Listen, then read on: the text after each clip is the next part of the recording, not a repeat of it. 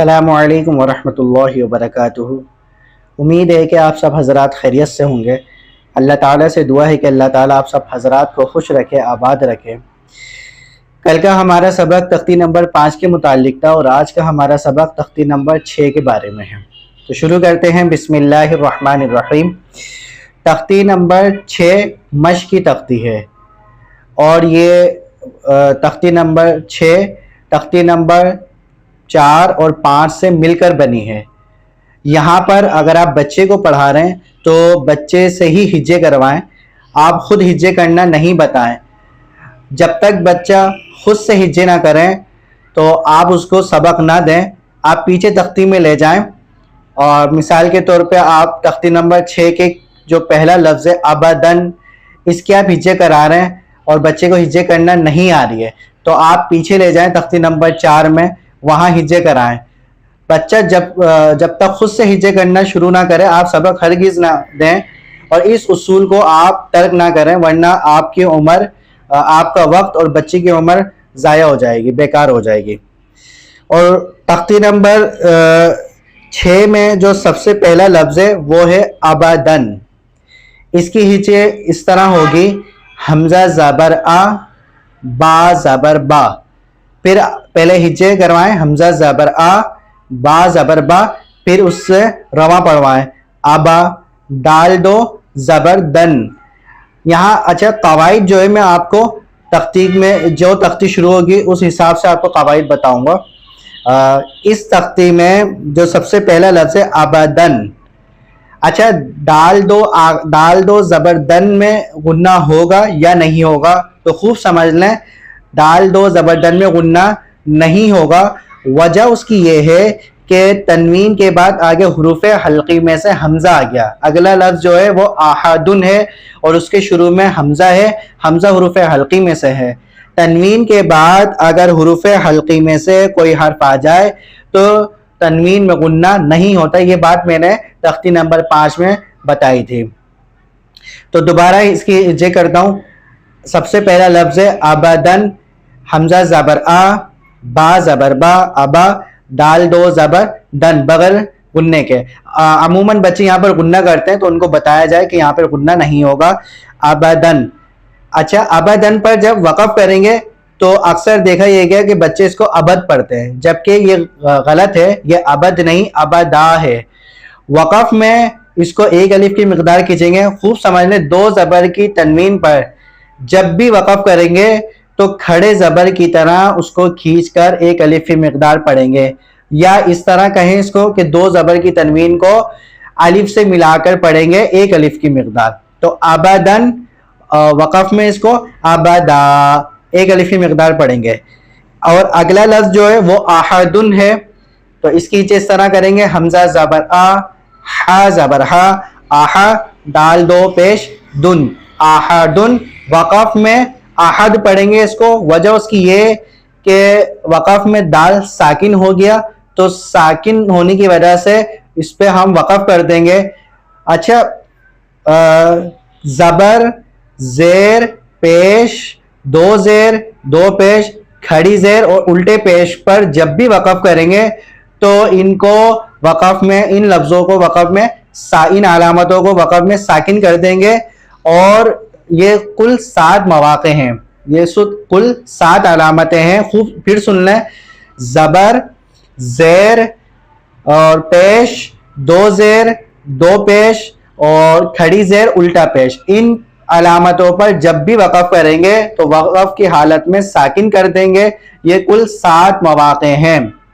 تو احدن کو وقف میں احد پڑھیں گے۔ اور اسی طرح اگلا لفظ اخذہ ہے، اس کی ہجے بہت آسان طریقہ ہے، حمزہ زبر آ، خا زبر خا، اخا، زال زبر زا، اخذہ وقف میں اخذ۔ اچھا اور اس کے بعد ایک لفظ ہے امرا، امرا۔ جب امرا پہ وقف کریں گے تو را کو موٹا پڑھیں گے، امرا وقف میں امر۔ وجہ اس کی یہ کہ را جب بھی ساکن ہو، کیونکہ ہم نے جب را پہ وقف کرا ہے تو را ساکن ہو گیا، ساکن ہونے کی صورت میں را موٹا پڑ جائے گا۔ را جب ساکن ہوگی اس صورت میں، اور را سے پہلے زبر یا پیش ہو تو موٹا پڑیں گے۔ را ساکنہ کو کب موٹا پڑھیں گے؟ جب اس سے پہلے زبر یا پیش ہو تو موٹا پڑھیں گے، اور جب زیر ہو تو باریک پڑھیں گے. اس لیے امر پہ جب وقف کریں گے تو امر پڑھیں گے. اور ایک بات اور بھی ہے، بچے عموماً یہاں پر کھینچتے ہیں، جیسے امر اس طرح پڑھتے ہیں، حالانکہ یہ طریقہ غلط ہے. جس لفظ پر حرکت ہوتی ہے اس کو بغیر کھینچے پڑھتے ہیں، تو خوب خیال رکھا جائے کہ بچے یہاں پہ کھینچے نہیں.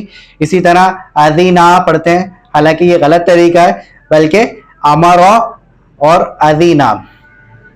اس کے بعد ایک لفظ ہے انا. انا کی جب ہجے کریں گے تو حمزہ زبر آ، نون زبر نا. اس میں الف نہیں پڑھیں گے بلکہ الف کے بغیر پڑھیں گے. حمزہ زبر آ، نون زبر نا، انا. اور جب وقف کریں گے تب بھی اس کو انا پڑھیں گے. اب یہ انا جہاں کہیں پر بھی آئے گا تو اس کو اسی طرح سے پڑھیں گے. اس کے بعد ایک لفظ ہے برورتن. جب وقف کریں گے برورتن پہ تو وقف میں کیونکہ آخر میں گول تا ہے، اور گول تا کا قاعدہ یہ ہے کہ گول تا پر جب بھی وقف کریں گے تو اس کو ہا ساکنہ سے بدل دیں گے. تو برورتن وقف میں کیا پڑھیں گے؟ برور. اور خوب خیال رکھیں آخر میں ہا کی آواز آنی چاہیے، ادائیگی ٹھیک طریقے سے ہونا چاہیے. برورتن آگے وقف برور. اسی طریقے سے ایک لفظ ہے جمع. عموماً بچے اس کو جمع نہیں جمع پڑھتے ہیں، آئین کو واضح طور پر نہیں پڑھتے، تو آئین کی ادائیگی ٹھیک طریقے سے ہونا چاہیے. جمع وقف میں جمع، وقف میں بھی آئین کی ادائیگی صحیح طریقے سے ہونا چاہیے. اسی طرح ایک لفظ ہے خشیہ. خشیہ پہ جب بھی وقف کریں گے تو اس کو ایک الف کی مقدار کھینچ کے پڑھیں گے. وجہ اس کی یہ ہے کیونکہ جب ہم وقف کریں گے خشیہ پر، وقف میں اس کو پڑھیں گے خشی، تو یا ساکن ہو جائے گی. یا ساکن سے پہلے زیر ہوگا، تو یا ساکن سے پہلے جب بھی زیر ہو تو وہ یا مدہ کہلاتی ہے. آگے ہم تختی نمبر 8 جب پڑھیں گے تو اس میں حروف مدہ پڑھیں گے، کتنے ہیں، کتنی الف کی مقدار کھینچتے ہیں، تو اس کے بارے میں ہم تختی نمبر 8 میں پڑھیں گے انشاءاللہ. تو خشیہ پر ہم جب بھی وقف کریں گے تو وقف میں اس کو ایک الف کی مقدار کھینچ کے پڑھیں گے. وجہ اس کی یہ یا ساکن سے پہلے زیر ہے، اور یا ساکن سے پہلے زیر ہو تو یا مدہ کہلاتی ہے، اور یا مدہ کو ایک الف کی مقدار کھینچ کر پڑھتے ہیں. اور آگے ایک لفظ ہے خلق. عموماً بچے خلق پہ جب وقف کرتے ہیں تو خلق ہی پڑھتے ہیں، جبکہ خلق وقف میں خلق پڑھیں گے. اور یہاں اس بات کا بھی ایک قاعدہ ہے، یہاں پر حروف قلقلہ کا ہے. حروف قلقلہ 5 ہیں، قاف، طا، با، جیم، دال. خوب سمجھ لیں یہ حروف جب بھی ساکن ہوں گے، یہ 5 حروف ہیں حروف قلقلہ کے، جب بھی یہ ساکن ہوں گے وقف میں ان پر قلقلہ کریں گے، یعنی آواز کو ہلا کر نرمی سے ادا کریں گے. خلق وقف میں خلق، خلق وقف میں خلق. اسی طرح خلق وقف میں خلق. تو عموماً بچے یہاں پر غلطی کرتے ہیں، خلق وقف میں خلق ہی پڑھتے ہیں یا قلقلہ نہیں کرتے.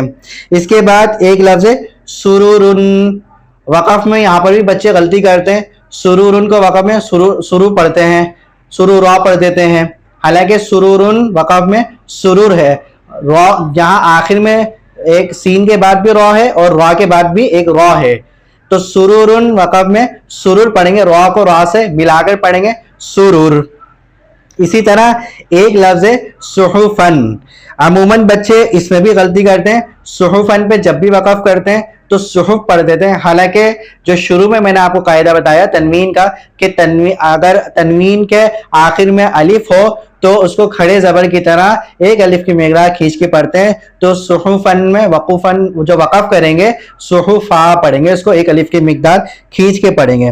اسی طرح ایک لفظ ہے طبقن.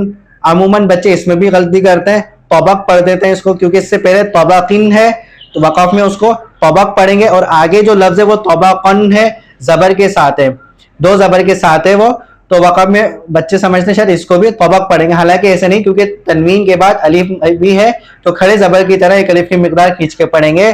طبقن وقف میں طبق. اس کے بعد ایک لفظ ہے تون. کیونکہ 2 زبر کی تنوین ہے لیکن اس کے بعد الف نہیں ہے، یا ہے، تو خوب سمجھ لیں 2 زبر کی تنوین پر جب بھی وقف کریں گے کھڑے زبر کی طرح کھینچ کے پڑھیں گے. تون وقفن آگے وقف، یا وقفن آگے وقف، جو بھی آپ کہتے ہیں وقف میں طوا. اسی طریقے سے ایک لفظ ہے عنابن. عموماً بچے بھی یہاں پہ غلطی کرتے ہیں، عنابن وقف میں عنب پڑھتے ہیں، حالانکہ یہ عنب نہیں عنبا ہے، وہی ہے 2 زبر کی تنوین پر جب بھی وقف کریں گے کھڑے زبر کی طرح کھینچ کے پڑھیں گے۔ یہ میں وہ باتیں آپ کو بتا رہا ہوں جس میں بچے عموماً غلطی کرتے ہیں، ہر بچے کو میں نے دیکھا اس میں غلطی کرتے ہیں، ہر بچے کے اندر یہ غلطی پائی جاتی ہے۔ اسی طریقے سے ایک لفظ ہے غبرۃن، کیونکہ اس کے آخر میں بھی گول تا ہے تو وقف میں غبرۃن، وقف میں غبرہ، کیونکہ گول تا ہے، گول تا کو ہا ساکنہ سے بدل دیتے ہیں۔ یہ بات بچے کو خوب یاد کرائی جائے، بچوں کے ذہن میں اتنی جلدی سے بیٹھتی نہیں ہے، تو اس بات کو بچوں کو بار بار یاد دلایا جائے کہ گول تا پر جب بھی وقف کریں گے اس کو ہا ساکنہ سے بدل دیں گے۔ اسی طرح ایک لفظ ہے قطرۃن، وقف میں قطرہ، را کو موٹا پڑھیں گے زبر ہونے کی وجہ سے، اور گول تا کو وقف میں ہا سے بدل دیں گے۔ اس کے بعد ایک لفظ ہے قرئ، یا کے اوپر حمزہ ہے، حمزہ کے اوپر زبر ہے، تو اس میں یا نہیں پڑھیں گے، صرف حمزہ پڑھیں گے۔ تو عموماً بچے قوری یا پڑھتے ہیں، حالانکہ یا کے اوپر کوئی علامت نہیں ہے، جو بھی علامت ہے وہ حمزہ کے اوپر ہے۔ بچے یہاں پر بھی بہت غلطی کرتے ہیں، اس کو قوری یا پڑھتے ہیں، حالانکہ ایسا نہیں ہے، اس کو قوری آ پڑھیں گے، اور وقف میں قوری۔ حمزہ جب بھی ساکن ہوگا یعنی حمزہ کے اوپر علامت جزم ہوگی تو اس صورت میں حمزہ پر جھٹکا دیں گے۔ جزم کی تختی انشاءاللہ ہم تختی نمبر 10 ہے وہ پڑھیں گے تو اس وقت پتہ چلے گا جزم کے بارے میں، کیونکہ تختی نمبر 10 جزم کی تختی ہے۔ تو قرئ وقف میں قوری۔ اور اسی طرح ایک لفظ ہے لبدن، وقف میں بچے عموماً اس کو لبد پڑھتے ہیں، حالانکہ لبدن وقف میں لبدا، ایک الف کی مقدار پڑھیں گے کیونکہ 2 زبر کی تنوین اور آخر میں الف ہے، کھڑے زبر کی طرح کھینچ کر پڑھیں گے۔ اسی طریقے سے ایک لفظ ہے ہدن، وقف میں بچے اس کو ہد پڑھتے ہیں، ہدا نہیں، حالانکہ اس کو وقف میں کیونکہ یا آخر میں الف نہیں ہے یا ہے، اور 2 زبر کی تنوین ہے، الف نہیں ہے یا ہے، بچے سمجھتے شاید اس کو ہد پڑھ رہا، حالانکہ ایسا نہیں، بلکہ اس کو ہدن وقفن میں ہدا پڑھیں گے کیونکہ 2 زبر کی تنوین کو وقف میں کھڑے زبر کی طرح ایک الف کی مقدار کھینچ کے پڑھتے ہیں۔ تو ان اصولوں کا خیال رکھتے ہوئے اس تختی کو پڑھا جائے، اور حروف قلقلہ جہاں پر بھی آئیں ان پر قلقلہ کریں، جیسے طبقین وقف میں طبق، اسی طرح وقب وقف میں وقب، ولدا وقف میں ولد، وہب وقف میں وہب، اور وجدہ وقف میں وجد۔ اور جو گول تا ہے اس کا خوب خیال رکھیں، جیسے غبرۃن وقف میں غبرہ، رقبۃ وقف میں رقبہ، اور ہمزۃ وقف میں ہمزہ۔ بچے عموماً آخر کا جو لفظ ہوتا ہے اس کو کھا جاتے ہیں، حذف کر دیتے ہیں، حالانکہ آخر کے لفظ کو بھی واضح پڑھنا چاہیے تاکہ پتہ چلے کہ آخر کا جو لفظ ہے اس کو حروف اس کو بھی ادا کر دیا ہے۔ تو اسی طرح ہماری تختی نمبر 6 مکمل ہو گئی۔ تو امید ہے کہ آپ کو میری یہ ویڈیو پسند آئی ہوگی، پسند آئے تو لائک کریں، شیئر کریں، اپنا خیال رکھیں، خوشیاں بانٹیں۔ السلام علیکم ورحمۃ اللہ وبرکاتہ۔